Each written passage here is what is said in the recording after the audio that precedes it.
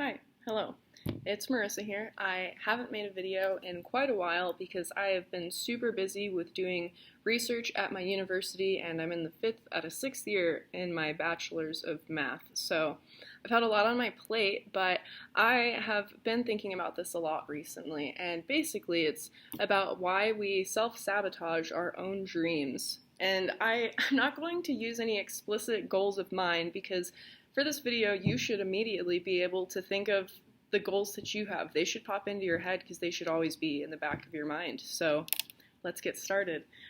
We start with a lot of momentum built on an ideal life that we imagine for ourselves because, hopefully you want better for yourself. You want to dream big. You have a type of job or career that you really think you deserve. And so you can start and dip your toes in. You can have a list and you can achieve a few of those smaller goals in a day. Maybe you're reading, maybe you're practicing a skill, maybe you start to build a project, and then it fizzles out as most new ideas do. And probably because you realize it's too overwhelming. It takes a lot of energy to start something new and to believe in yourself. But to be blunt, what I've realized, especially with myself, is that in all honesty, you don't believe that you deserve what you desire. And because if you did, you'd already be working towards it. That ball wouldn't have stopped rolling. If you're not working towards it, then at least you won't find out if you failed or not, it's a part of growing and becoming successful is actually the willingness to be vulnerable, especially in front of peers and organizations and people who you're supposed to work with, because that's also a part of building a new life for yourself, is having like-minded, other talented individuals.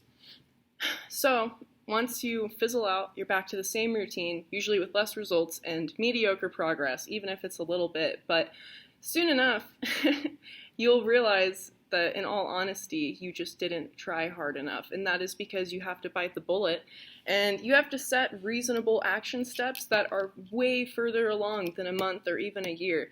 You have to look from a panoramic level. I mean, like not even 3 to 5 years. What do you want in 10, 20 years?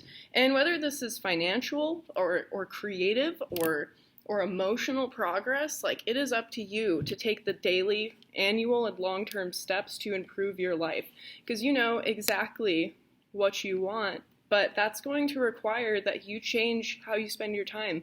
I for one, with where I've made it in my education, I can't afford to go out every weeknight, and I can't afford to drink and party even as a college student in university. I have to wake up on time, I read a good book, have coffee, exercise, get my work done at a reasonable hour, and if I really worked hard, then I'll go out with a friend or two, have a drink. But truly, you have to make it a routine every single day of your life. And because know why? Progress doesn't wait for your vices.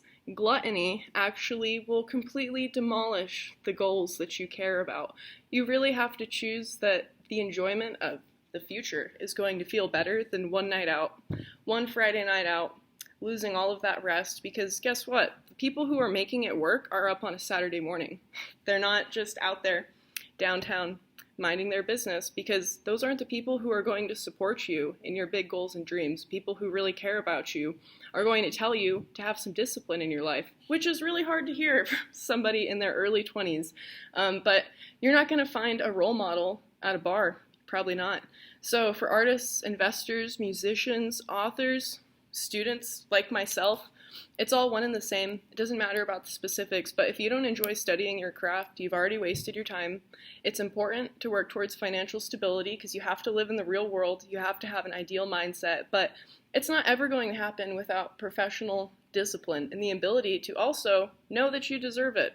If you're not working towards it, you already may not think you deserve it. So you have to convince yourself that you really are the best at what you do, that you study the hardest, that you wake up every morning and that you know what you want and what you're working towards at a very long-term level.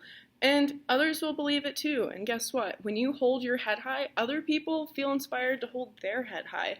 And that's how you create a community of motivated, talented, smart individuals, and you deserve to have those people in your life. So I guess prove it.